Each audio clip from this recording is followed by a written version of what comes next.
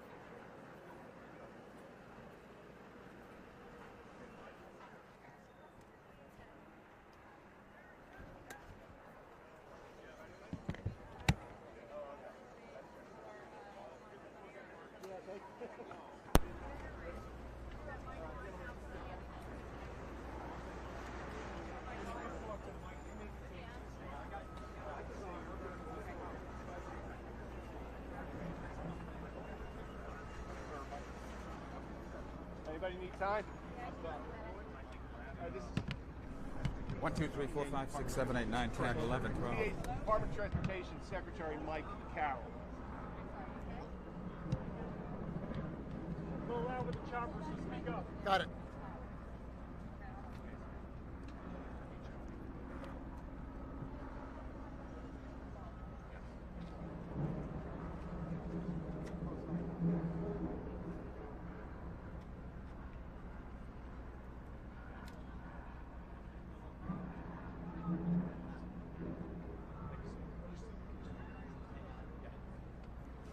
Okay, folks, are we ready? Good afternoon. I'm Mike Carroll. I'm the Secretary of Transportation for the Commonwealth of Pennsylvania. I'm thrilled today to be joined by Senator Casey, Congressman Boyle, Senator Dillon, and the Federal Highway Administrator, Shaylin Batt. We have had wonderful cooperation between city officials, state officials, and our federal partners. I'll note that New Jersey and Delaware in particular, Maryland, have been quite helpful in making our lives a little bit better when it comes to managing traffic on I-95. As I indicated yesterday, the challenges are real. 160,000 vehicles a day on this section of the interstate. It obviously affected traffic this morning. I'm thankful for SEPTA's participation to help ameliorate some of the traffic concerns that we have. The ridership on SEPTA was up this morning. We expect it to be even better tomorrow as the remote work schedules result in more folks getting to the office on Tuesdays than on Mondays. The challenge for PennDOT and for the governor, and the governor was here yesterday, as you know, is to attack this problem in the most efficient way possible so that we can restore traffic movements on I-95. The PennDOT folks, in conjunction with our engineers, the contractors, and the consultants, we will have a demolition plan finalized today, and demolition of the southbound facility begun later today. The engineering and the inspection of the southbound bridge indicated it's compromised as a result of the fire. The I-beams are incapable of supporting the traffic, and so that structure has to be removed, and it will be starting today. PennDOT's contractors will work 24/7 in an effort to try and speed up the solution set, and we continue to engineer the solution set that will come after the demolition is completed, and we expect that demolition to be completed in 4 or 5 days. And so we know the challenges are real. The Philadelphia Police Department in particular have been wonderfully helpful along with the state police in managing traffic movements this morning. Obviously a challenge for people to move around the city. We're sensitive to that. We'd ask people to have patience and consider the SEPTA option. And we look forward to a final resolution working with our contractors, the building trades folks here in the city. We have wonderfully talented people that can replace this facility and get it up and running again, and we look forward to that happening in the very near future. And I know that is the charge that I have from Governor Shapiro, and I intend to follow through on that to make sure that we minimize the longstanding impacts of this facility. So I'll turn it over to my good friend, Senator Casey, for a few remarks. Senator. Thank you. Sure. Well, let me start by thanking Secretary Carroll for his work and the work at every level of government. Secretary Carroll, Governor Shapiro and his team, folks here in the city, Mayor Kenny and his administration, and at the federal level, the good work that's been done in these early hours by Highway Administrator Batt, who's here, as well as Secretary Buttigieg. I'm grateful that United States Representative Brendan Boyle is here, allowing us to get a briefing this morning on what we've seen already. Number one, we're concerned about making sure that we can do everything possible, and the state has taken great steps to do this, to complete the demolition and then get right into the rebuilding process. That process will occur soon, and they can make good progress. I'm grateful that every level of government is working together to make sure that we utilize every possible resource. I know that I and Senator Fetterman and our entire congressional delegation will be focused on getting those dollars that are going to be needed to make sure that I-95 is rebuilt, this part of it's rebuilt, so we can get traffic going again. I'm grateful for the cooperation so far, and that goes all the way through the General Assembly. Senator Dillon is here as well, and other members of the General Assembly who've made it possible for us to have this cooperative effort. I'm going to turn this microphone over to United States Representative Brendan Boyle. Thank you, Bob. I want to thank all those great officials who are behind me. I'm Congressman Brendan Boyle. I represent right where we're standing here in Northeast Philadelphia, as well as about half of the city. First and foremost, I want to thank the state police. It is amazing, having looked at the site, having just had a briefing and looking at what it did look like yesterday morning. It is amazing that there weren't vehicular fatalities driving into what was then the gone part northbound of 95. Because of the quick work of the Pennsylvania State Police, that further tragedy was prevented, and we all owe them a great debt of gratitude. I also want to thank our firefighters and other emergency responders who responded so quickly. While this is an awful shock to see, and for those of us who live here, the next several months are going to be very challenging just getting around, we should recognize on the most basic human level, this could have been much, much worse in terms of loss of life. I was very busy on the phone most of yesterday. My first call was to the White House and then to the Transportation Secretary, who's a longtime friend. Spoke to many of the folks who are behind me as well. Senator Casey, State Senator Dillon, City Councilman Mike Driscoll. Spoke late last night. The Highway Administrator was good to speak to me as he was sitting in an airport waiting to fly here. And spoke to many others as well. Because look, it is my job as the representative here to make sure there are as many federal dollars as possible going to meet this challenge. This is a critical roadway, not just for Northeast Philadelphia, not just for Philadelphia or the Philadelphia region, for the entire mid-Atlantic. I-95 stretches from Maine to Miami. I dare you to find a more densely populated 40 or 50 mile area around 95 than right here where we're standing. So people are going to be impacted from New York City to well south of here. So getting this reconstructed as quickly and safely as possible is my highest priority. I do feel confident in talking to the White House yesterday and talking to the administrator and talking to many others that we're all on the same page at the federal, state, and local level, understand the importance of this project and to get this back up and running. So with that, I'll be happy to turn it over to Administrator Bott.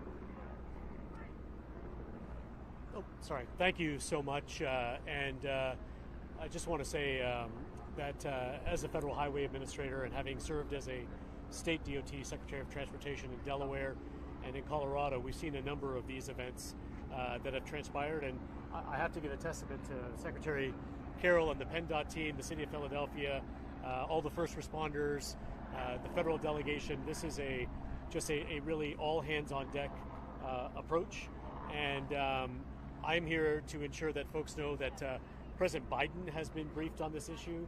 Secretary Buttigieg and I spoke about this. I know that he is looking at opportunities to come and visit as well. The governor has been engaged, and I think the clear message from us is that any federal resources that are necessary will be made available, and we're here to be a good partner along with the state and local officials to ensure that this bridge gets reopened as quickly as possible for this critical artery. Thank you.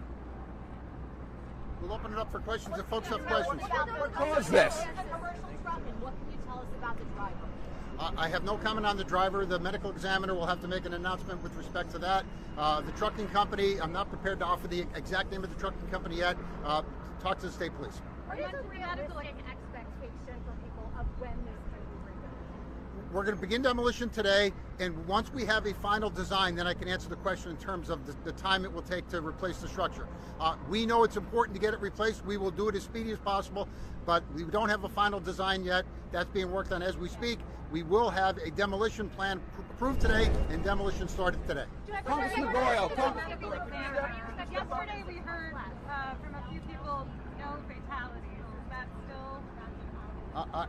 I don't know that I said there were no fatalities. I will defer to the medical examiner for a comment on that. What can you tell us about the circumstances leading up to the fire? Yeah, from what we understand, the tractor and trailer was trying to navigate the curve, lost control of the vehicle, landed on its side, and ruptured the tank and ignited the fire. Were there any concerns about the structural integrity of the bridge before this happened? No, the bridge was structurally sound. So it was a 10 or 12-year-old bridge. The bridge was just fine before the accident. Congressman Boyle, you had said that maybe he picked up his load in Delaware and that he worked the midnight shift. That's what you said out there. You made some kind of mention. Tell us what your briefing is or what you know. Yeah, so I'm repeating what I've been told and I believe has publicly been reported second-handed. I don't have direct first-hand knowledge in terms of the driver or what was going on. My role here, frankly, is to make sure the federal government is doing absolutely everything possible they can do to support the efforts here to get this rebuilt as soon as possible. Is the crash considered in the same way that it was? I'm sorry? Rebuilt in the same way that it was before, or are you looking at anything? We're looking at all the options. We want to pick the solution that provides the safest but quickest remedy. Would that mean fireproofing, some steel, some concrete in the design? Fireproofing. Well, the heat of the fire melted. So it was the fire. The heat of the fire is what caused the damage. Were the girders made of steel and concrete, or just steel? No, they're steel I-beams. Okay, and are you considering the crash an accident? Yes. And Captain McShay, can you tell us, do you have any comment on what you know about the driver? Has the driver been in touch with his family, for example? That information can't be released at this time. You know, we have received information, as brought up earlier, but until we confirm it, we can't release it. Will we see a criminal investigation at all? No, there'll be a crash investigation. Have you had contact? You've had contact with the driver's family? The driver has not been identified. So You don't know who the driver is? At this point, we can't confirm that at this moment. No. repeat the events that led up to the crash one more time? All we know is that the vehicle was traveling I-95 northbound, exited at the Cotman Avenue off-ramp, and was negotiating the left-hand curve when the crash occurred. Have you been in touch with the firm that owns this commercial truck? We have. Do they know who the driver is? We have suspect. We suspect we know, but we cannot confirm anything at this time. Can you name the company? No. We've been told that information, but we want to confirm it before we release it. Was speed a factor in the crash? We don't know at this time. Can you tell us what has the Reach out to law enforcement? They did. They were proactive with us. Yes. what has the company told you at least about what his goal was, where he was coming from, where he was going to? You could at least tell us that without identifying him. Not until we confirm that. We don't want to put any false information out. We have been told they are giving up. They're being very forthright and give us information. But until we confirm everything, we're not going to release anything. Do you know anything more about the actual product? We heard petroleum-based substance yesterday. What is this exactly? Is it fuel? Is it petroleum? What? Gasoline. Just pure gasoline. I can't tell you the grade, but gasoline. Yes, it was whole in gasoline. What about the report of this other vehicle being in the rubble? Can you tell us anything about that? Is there another vehicle involved here? At this point, no other vehicle has been recovered. No other vehicle. At this point, no. Have you removed the truck at this point? Yes. Was this truck carrying this gasoline? Was it carrying gasoline, or was this just gasoline that fueled its own truck? No, this was carrying. It was a tanker truck. So how much? 8,500 gallons. That's not the. You can confirm one fatality. I cannot. No. But we're talking about a driver, right? Who was in that accident. You can't confirm that. Someone had to be driving the vehicle, but at this point, we can't confirm the status of that driver. Will the ME give an announcement today on that? I don't want to speak for the medical examiner's office. Will you give an update either via email from your office about some of this information when we get released yet? Unsure at this time. What we're seeing there, that thing that's hanging up, that's not the truck, correct? That piece No, that's elevated? that's a portion of the northbound bridge. Okay. Has And the truck been removed from this site? Yes. Yes. And when did you realize that the south side had to come down? Was that something you realized today or last night? No, or? yesterday. The bridge inspection was performed yesterday, sometime around noon. and the determination was made as a result of the bridge inspection that the bridge is compromised and it needs to be removed. Do you expect that this will take long enough that you'll have to come up with some sort of formal detours for people to take through the rest of the summer into the fall? I'm not prepared to say that. We're currently designing a solution set, and the parameters of that solution set remain undefined until we know what it's going to be. Have your drivers recall about how they're driving over the interstate and they felt the buckled road, they felt the divot in the road? Should the interstate have been shut off earlier? I think the state police responded as soon as they knew there was an accident, and the emergency response, I'm not going to question. You said it was an 12-year-old bridge. Wasn't this part of a repair project that was just completed a few years ago, about $212 million? Yes, about 10 or 12 years ago, there's a project going on relative to I-95 that's being staged from my left, your right, but that bridge was constructed as part of a project 10 or 12 years ago. Can you address these reports that there was human remains found at the crash site Monday, and there's a name, Nathaniel Moody? I cannot. The medical. Family members and reports? Medical, as the Secretary penned that, I'm not privy to any of that information. There's a medical examiner for the city, and I'll let the medical examiner officers make those announcements. Can you just clarify one thing you said? Last question. 160,000 people travel on this stretch of I-95 or I-95 through Pennsylvania? No, on this portion of I-95, that's northbound and southbound traffic combined. Thank you all. What do you expect the federal response to be? What does the state need? We have a wonderful partner in the Federal Highway Administration. We expect that the Federal Highway Administration will provide the funding on an emergency basis. The governor signed today the emergency declaration for this disaster, and our federal partners will be there. Thank you all. How much funding is available? How much federal funding? As the last comment on this, any resources that the state of Pennsylvania needs and the city of Philadelphia needs will be made available by the federal government. Is it the entirety of the exit